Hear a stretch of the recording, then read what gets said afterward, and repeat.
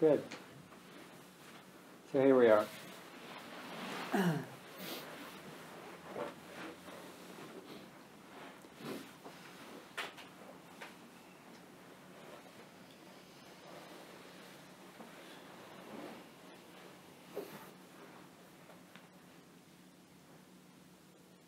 I heard on the radio today, not Israeli radio, I heard on the radio that it was International Happiness Day. You didn't know that?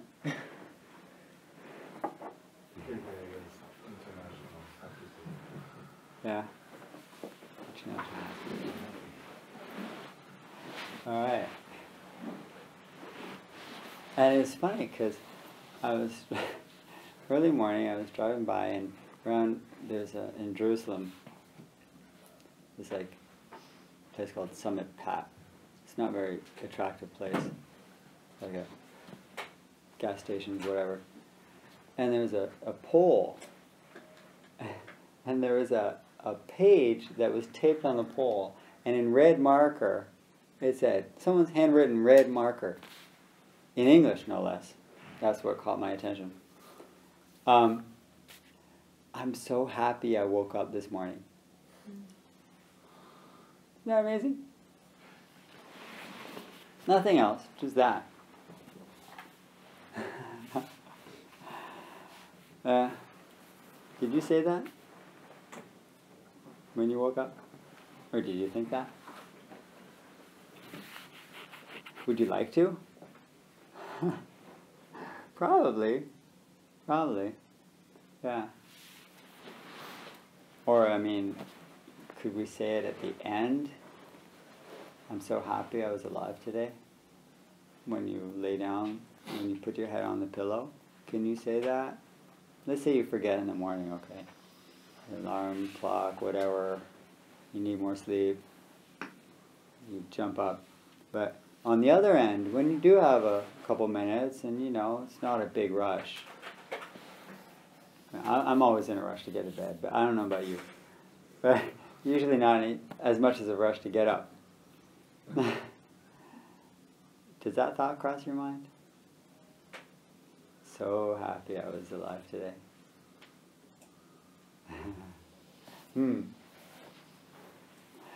Although some of us may think, I'm so happy I'm going to bed. And that this day's over. What do we do about that? Well, luckily there is something we can do about it, isn't there? Train the mind.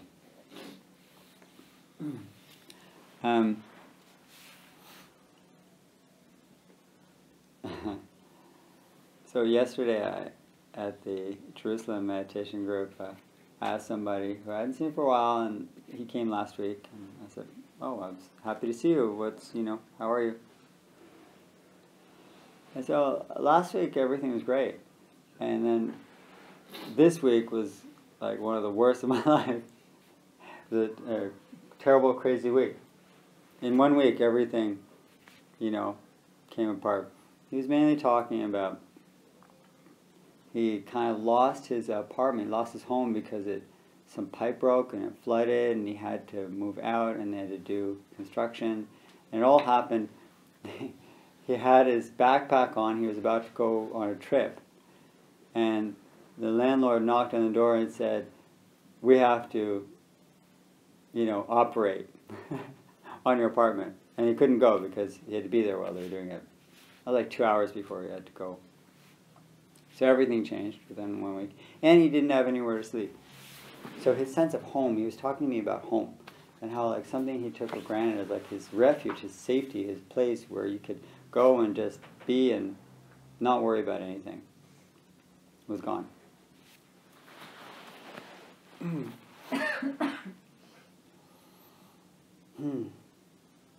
And I was thinking, I didn't say this to him, but like, of course what I was thinking is, well, that's going to happen to me. That's going to happen to me. I mean, thanks for the warning. Yeah, I'm really sorry it's happening to you right now. And I better prepare.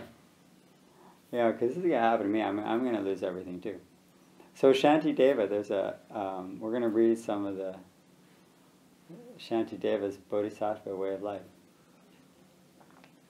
The way of the Bodhisattva, a guide to the way of the Bodhisattva. It's nice. Like there's a guide. Like we've been given a guidebook, what we can do with our minds. And one of the passages, which it just came to mind it came to mind last night when he said this to me. Shantideva says, may I give everything away now while I can, because after I'm dead, I will have to anyway. Right? So why don't I give it willingly? Because when I'm dead, it's not by choice. So at least I can choose to give it away. And what a difference that makes. So I found that kind of helpful. What the giving away means? We have to think. I don't think it necessarily means like layman pang, where you put all your stuff on a boat and send it out.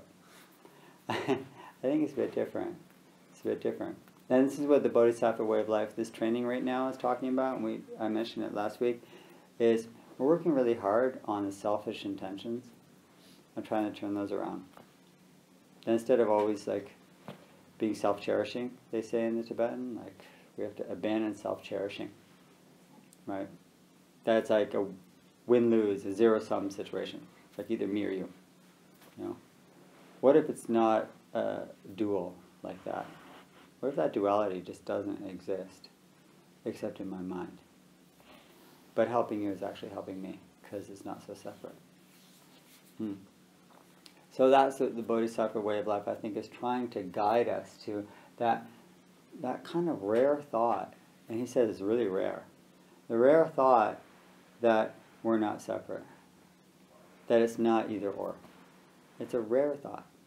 Because most of the day, we're stuck in this sense of, like, me and you, separate.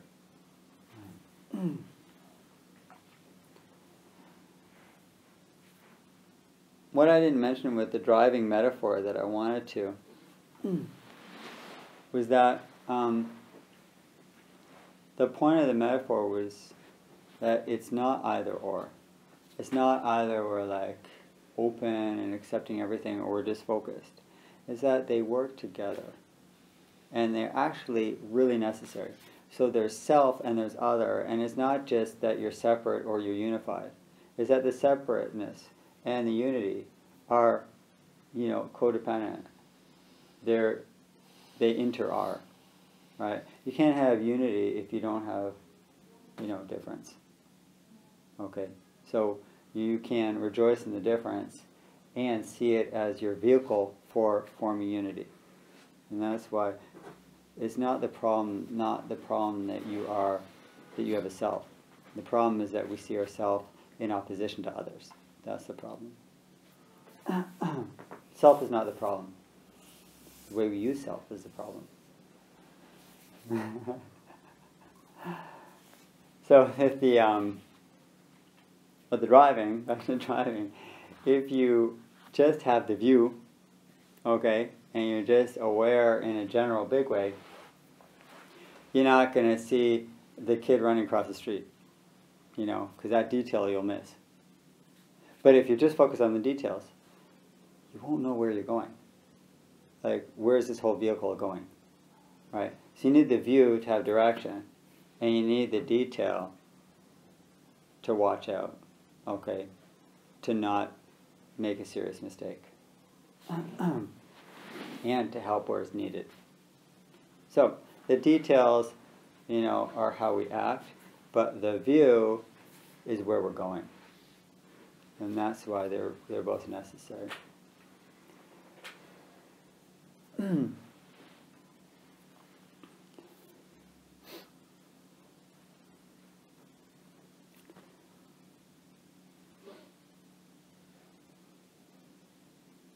International Happy Day.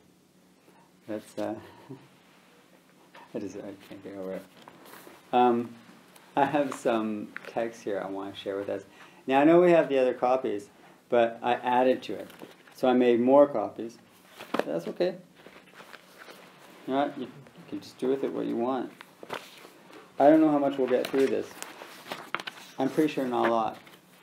But that's all right also. Take one, pass around, and we're going to start with chapter 3 a little bit. Okay? Yesterday we got through chapter 3. What else? Whatever else we don't get to, you know what? That'll be for you to enjoy.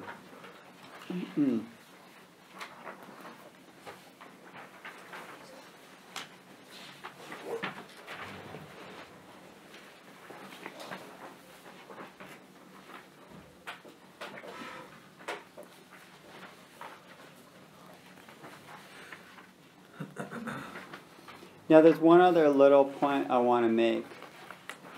One other, just a small point I want to make about the. Yeah, that's good. Thanks.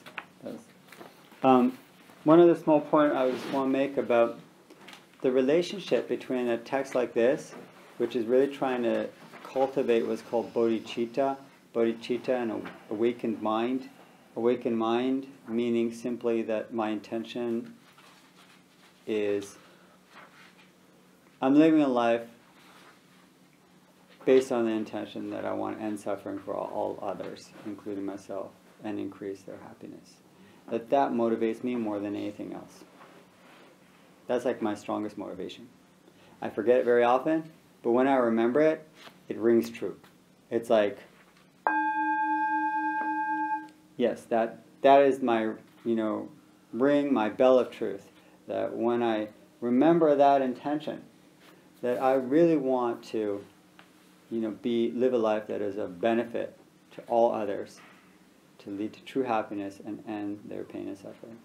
In whatever way I can, that I'm called to in my specific life, For some it may be working a refugee camp. For someone else it may be cooking great food for their family. For someone else, it may be changing diapers. I don't know what. But whatever your life is, the details are, where you find yourself on the road in your vehicle, right? But the view, is similar. It's that bodhicitta. And how amazing it is when you do remember that. When you remember that and you awaken, you arouse that intention in your mind. It's like, yeah, of course that is more important than anything else. Of course that is. Does that mean, I need to sacrifice my enjoyment? No. But how much greater your enjoyment is when it includes that intention also. Right? Like, yeah, I can live, I can enjoy things, and, it gives me more perspective, energy, and motivation to continue this work of helping others. Right? So it's not like I'm going to take a break and go on vacation and then come back to bodhicitta. Revitalized, re-energized. No, bodhicitta is the energy, right? It is that vigor. So, and how does it relate also to our meditation? It's not something extra we add. It's not like an extra ingredient that will spice your meditation. It give you some extra flavor. No! It's the truth of your meditation. It's why you meditate. It's why you meditate. Truly. That's why you come to the seat. Yeah, you may be confused and distracted. You want some more peace and calm in your life. That's all good. Okay? That's a side effect of your meditation. The heart of your meditation is cultivating compassion and living a life that's motivated to be of benefit to others. Even if you forget it most of the time. Right? When we sit, how does that awaken? Well, it's clearly coming out of our mindfulness practice. Mindfulness and compassion are not two different practices. Right? Mindfulness practice is looking deeply into the nature of what we call ourselves in our moment and seeing how transient and insubstantial it is. And so that sense of self is not so definite, fixed, and solid, which means it's permeable and it includes all others. And if so, then naturally our lives, relate to everyone around us. and to help them is to help us. So even if you're going to be, selfish, as the Dalai Lama says, be compassionately selfless. Practice compassion, because helping others will help you. The best way to hurt yourself is to be selfish. Okay? So, our mindfulness practice, which sees that your sense of self and what you're attached to is impermanent and not solid and fixed, an illusion that we desperately try to hold on to. When we see that just, it's a fiction, what a relief. What a relief. Then you have much more space for others. So your mindfulness practice, your compassion, your bodhicitta are one practice. When you sit and you truly gain that view is a compassionate one. What you're seeing in the windshield of your vehicle is all sentient beings. That's what's in your windshield, okay? And that's why meditation is essential if you want to develop bodhicitta. Because otherwise, you'll have some compassionate thoughts, but then you'll be overwhelmed by your own impatience, anger, and perhaps irritation that they're not responding to your compassion as you want them to, right? Instead of looking and saying, and where are those expectations coming from? Why am I so stuck on them relating to the way I think they should relate? What is that? Yeah, more about me, isn't it? So, this is where mindfulness is so helpful and leads naturally to bodhicitta. It's not two practices. Two sides of the same practice, if practiced well. Let's take a look. Gladly, I'm in number 1. If the English is kind of a little bit formal in some places, that's because the translation from, that translation is translation, okay?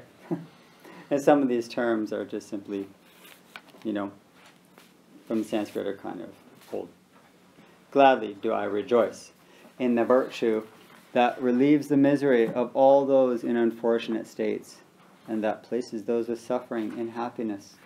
I rejoice in the awakening of the Buddhas, and with gladness I rejoice in the ocean of virtue from developing an awakening mind that wishes all beings to be happy, as well as in the deeds that bring them benefit. 2 points I want to make here in these 2 stanzas. 1, you should notice that Shantideva brings up a term quite frequently. It's called rejoice, joy. You should, feel good about this. Bodhicitta is not just like a sacrifice, okay? It's an amazing thing. Rejoice the fact that you can care. Isn't that amazing? That you can actually care. You care enough to do something about it. You want to develop this mind, and that you can. What a cause of rejoicing that is. Okay? Fantastic. And the other thing is, you wish all beings to be happy in the end of stanza 3. I'm rejoicing in that. Just the wish, and also the deeds.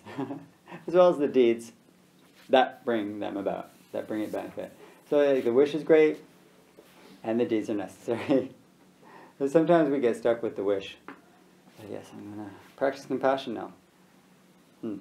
Okay, I'm going to go on a compassion retreat. That is good. And the deeds that bring them about, that bring him benefit, are also good. He's very careful in including it into the real world. Right? So what those deeds are, he's not going to spell out. That's up for you to choose. Your life is full, okay? But make sure it includes both the wishes and the deeds, right? You need both. That's the wisdom and the compassion aspect. In 7, thus by the virtue collected through all that I've done, may the pain of every living creature be completely cleared away. May I be the doctor and the medicine. This is the poetic part that he writes in chapter 3, and you can just let it kind of, you can just enjoy it, that's all. May I be the doctor and the medicine, and may I be the nurse for all the sick beings in the world. until everyone is healed. May a rain of food and drink descend to clear away the pain of thirst and hunger, and during the eon of famine, may I myself change into food and drink. May I become an inexhaustible treasure for those who are poor and destitute. May I turn into all things they could need, and may these be placed close beside them, without any sense of loss. I shall give up my body and my enjoyments, as well as all my virtues of the 3 times, for the sake of benefiting all. By giving up all, sorrow is transcended, and my mind will realize this sorrowless state. It is best that I now give everything to all beings, in the same way that I shall at death. May I be protector for those without one, a guide for all travelers on the way. May I be a bridge, a boat, and a ship for all who wish to cross the water. May I be an island for those who seek one, and a lamp for those desiring light. May I be a bed for all who wish to rest, and a slave for all who want a slave. May I be a wishing jewel, a magic vase of powerful mantras and great medicine. May I become a wish-fulfilling tree and a cow of plenty for the world. Just like space and the great elements such as earth, may I always support the life of all the boundless creatures. And until they pass away from pain, may I also be the source of life for all the realms of varied beings that reach into the ends of space. Likewise, for the sake of all that lives, do I give birth to an awakening mind. And likewise shall I too successfully follow the practices. Okay, one pause from this wonderful poem. It's quite beautiful. And one of the things you can notice that strikes me is just how unlimited it is. You know, this is so unlimited. Bodhicitta is limitless. When we talk about unconditional compassion and love, it's not an abstract thing. It's this. This is unconditional. You know? Even for those who wish to have there are a few verses that are kind of like, what? What is that? Those who wish a slave, may I be a slave? That's unconditional. That's unconditional. Is he literally going to be a slave? No, but what he's doing is he's working on his mind, so that his own mind will not, exclude anyone. Even if you're a slave owner and you enslave people, I still wish deep in my heart, as a very confused and harmful sentient being, you will be released from that. That's unconditional. Now, I'm not saying we jump from where we are to where he is. That's simply unrealistic. Okay, he had been practicing at this point probably a lot longer than we have, at least some of us, or me. But we can, they say, if you want to, if you reach for the stars, aim for the stars, you'll at least reach the top of the tree. So aim high. This is what he's saying here. Aim high. Don't just think, okay, I'll help a bit. I'll try to be a bit nicer at work today. No. Bodhicitta is saying, go as high as you can. Don't limit yourself what you think you're capable of. You are capable of a lot more compassion and kindness than you think you are. Now, take it from this text. Now, this is why it's a guide. It's a guide to say, whoa, go more. Go beyond what you imagine. Don't even imagine, right? It's inexhaustible. It's infinite. It's unconditional. It's universal. Just try a little. A little bit more. Right? We should. Don't give up. When you feel a little bit limited, open up Shantideva. Okay? There's encouragement there. This is a guidebook to help us transform our minds. Is our compassion really going to change them? Is my wish for that person who's very difficult or causing a lot of harm or in another part of the planet, is that really going to change them and turn them into bodhisattvas? Most probably not. So then why am I doing it? Why am I doing this practice if I'm not going to notice any kind of immediate benefit or change in the world? Well, hopefully you'll start to notice a change in your own mind. And that's what this practice is first and foremost trying to do, is to awaken bodhicitta in your mind. Right? If someone else is going to awaken to it, that's actually their responsibility and their karma. It's not yours. Yours is the work you're doing on your mind and how you can awaken bodhicitta in it today. So, that's why he says, I'm going to commit to these practices now. You know, it's not just a wish. I'm not just going to rely on my wish. You know, I know what I'm like with my wishes, with my promises to myself. It's like next day, tomorrow, okay. Here is saying successfully, likewise shall I too successfully follow the practices. Now we want to cultivate bodhicitta. Actually, we have to work on it as a daily practice. You know, don't take it for granted. You know your habits of your own mind, you know, as well as I know mine. Okay? They return to self-centeredness. So let's see what he says now. In order. Okay? So here we get a bit of instruction. In order to further increase it from now on, like that's what we really need. Those with discernment who have lucidly seized an awakening mind in this way should highly praise it in the following matter. Today my life has borne fruit, having well obtained this human existence. I've been born in the family of a Buddha, and now am one of the Buddha's sons or daughters. Thus whatever actions I do from now on must be in accord with the family. Never shall I disgrace or pollute this noble and unsullied race. Just like a blind man discovering a jewel in a heap of rubbish, likewise, by some coincidence, an awakening mind has been born within me. It is the supreme ambrosia that overcomes the sovereignty of death. It is the inexhaustible treasure that eliminates all poverty in the world.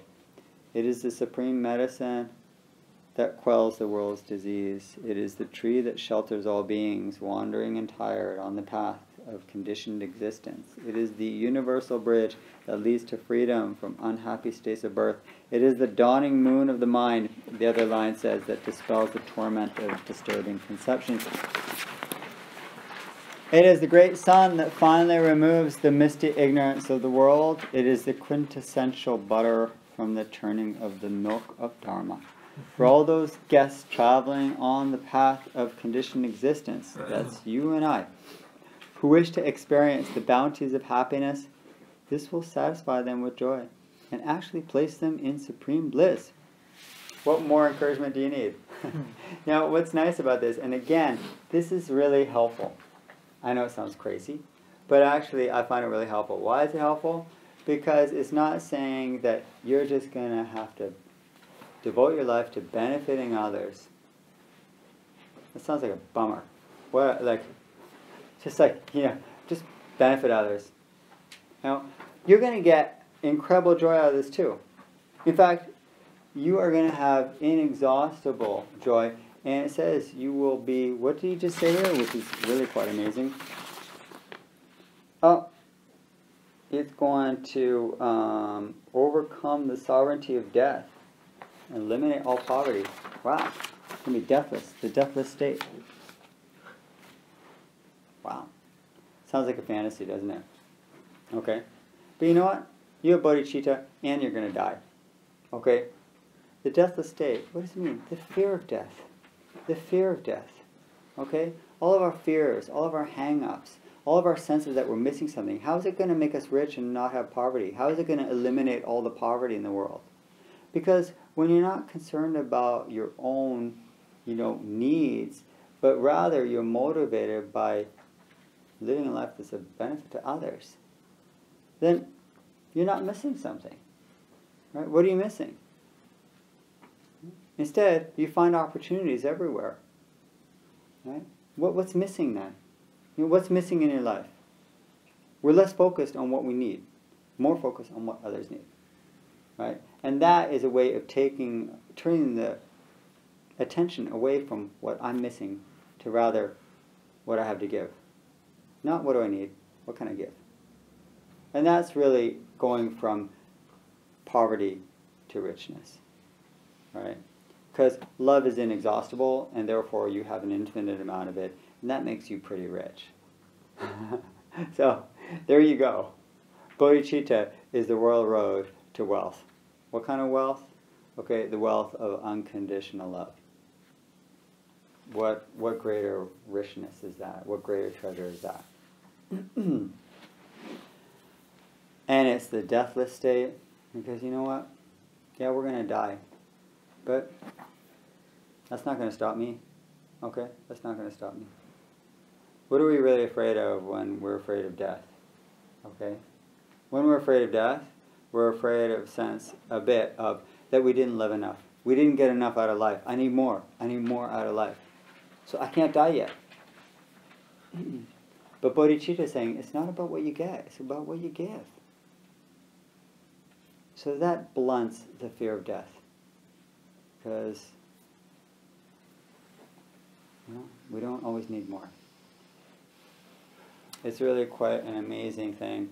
And the amazing way that Shantideva gives it so much balance, and it's a healthy emotional thing, is because he emphasizes at the end of this chapter again, he's going to place you in supreme bliss. Wow. That sounds great. He's not blissed out though.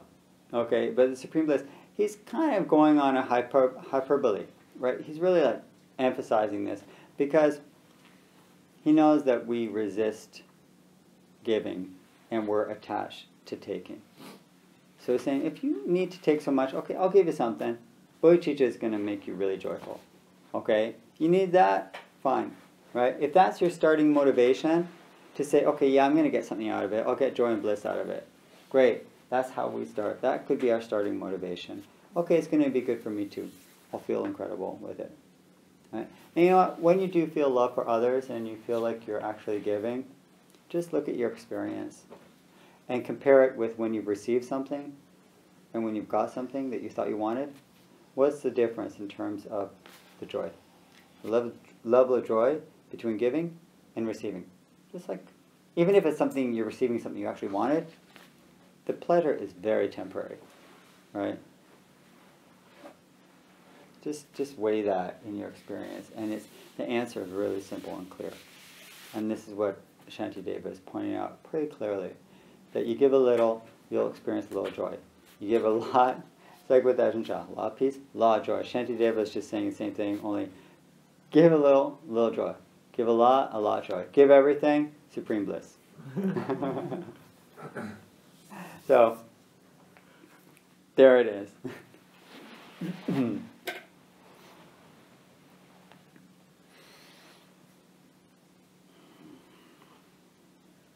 Let's take a look at a little bit more.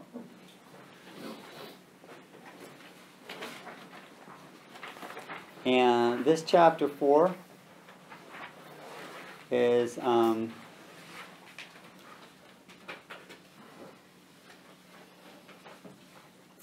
expressing an important motivation and sentiment that becomes clear when we read it.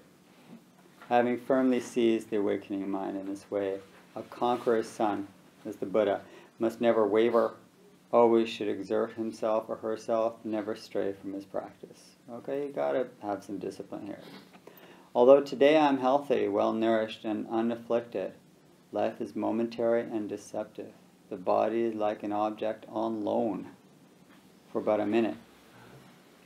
And with such behavior such as this, I shall not win a human body again. And if this human form is not attained, there will be solely evil and no virtue. Okay, it's going to be hard to, it's going to be hard to live well if you're not a human. And when I have the chance to live a wholesome life, my actions are not wholesome, then what shall I be able to do when confused by the misery of the lower realms? Come on. You're human. You can choose. This is something I emphasize again and again in meditation, that you have the power of choice.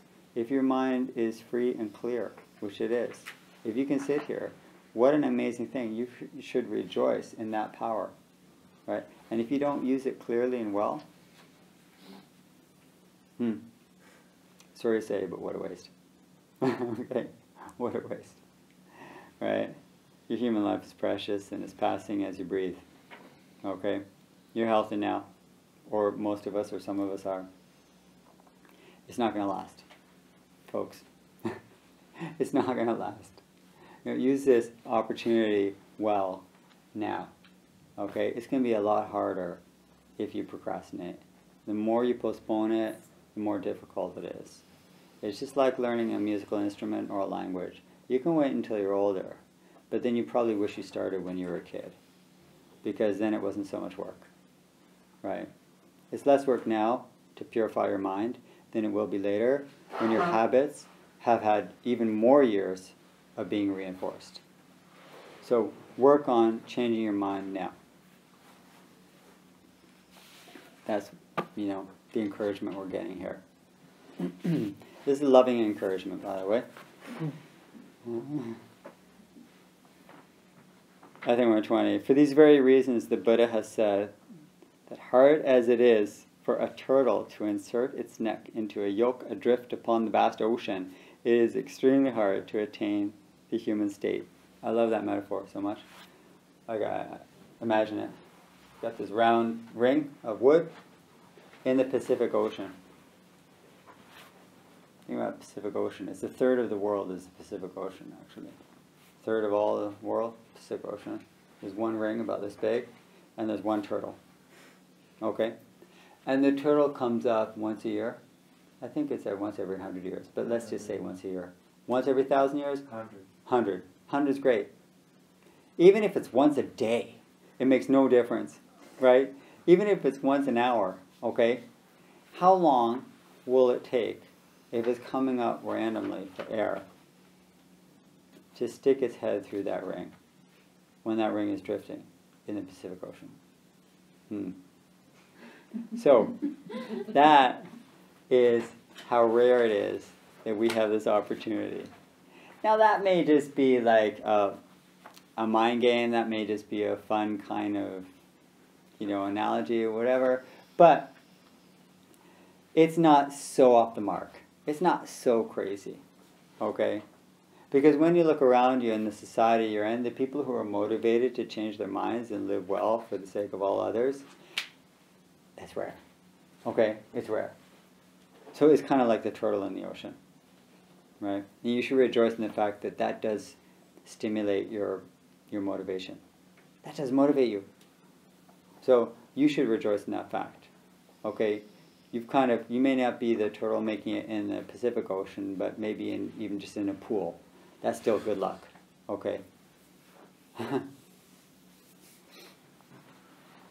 If fishermen, hunters, and farmers, thinking merely of their own livelihood, endure the suffering of heat and cold, why am I not patient for the sake of the world's joy?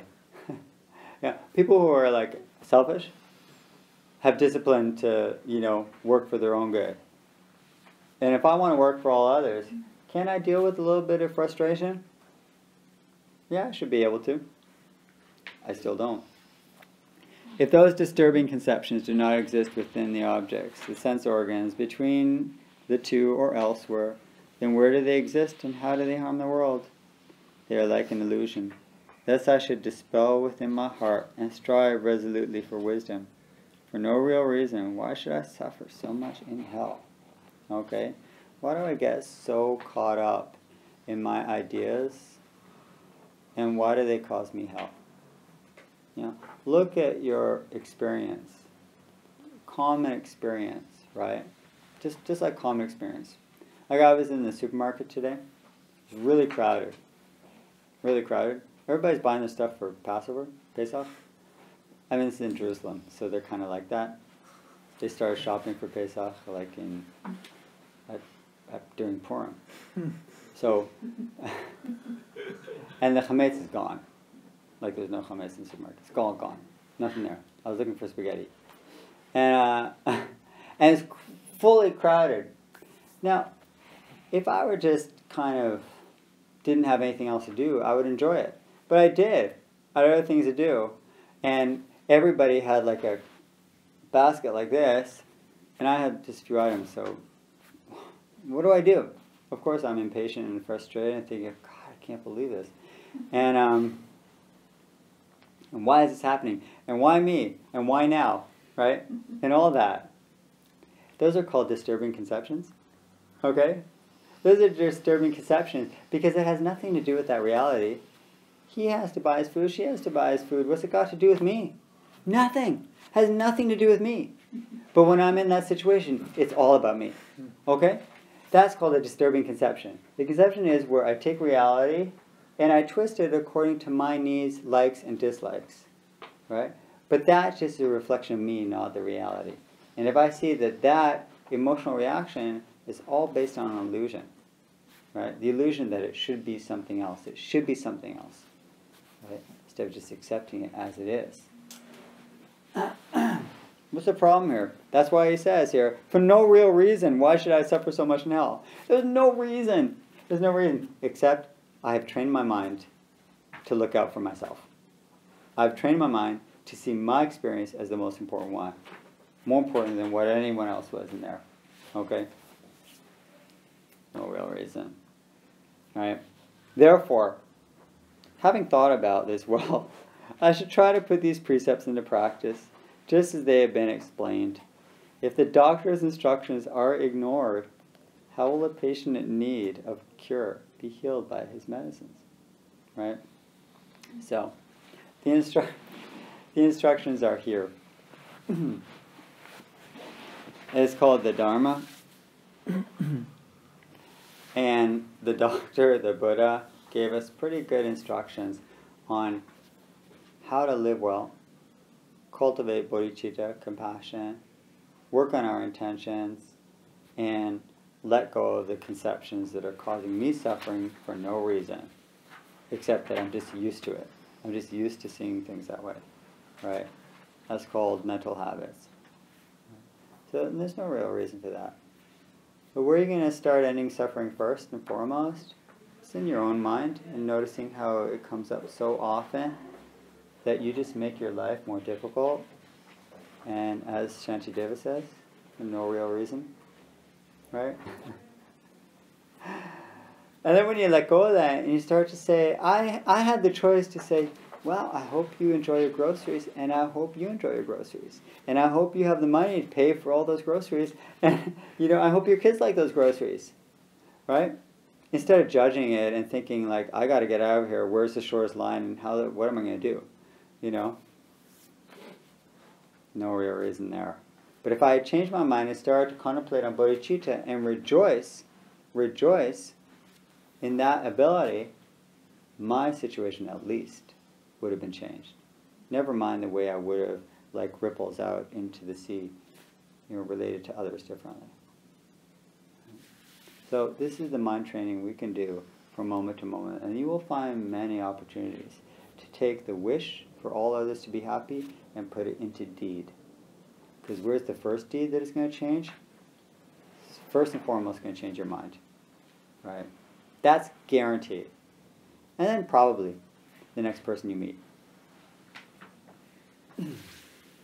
So let us walk this path with the view and the details equally held with care and compassion.